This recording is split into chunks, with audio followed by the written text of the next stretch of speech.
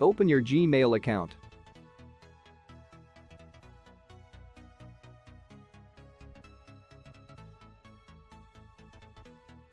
Click here and open Google Meet.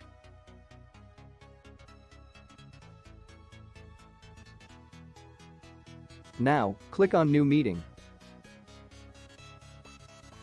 Then, click on Schedule in Google Calendar.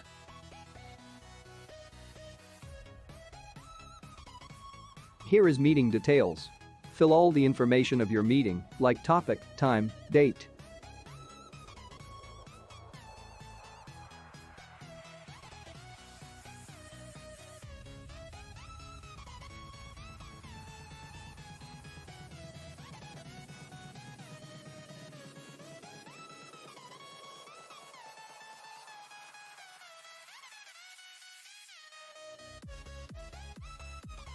Check your time zone also, according to your country.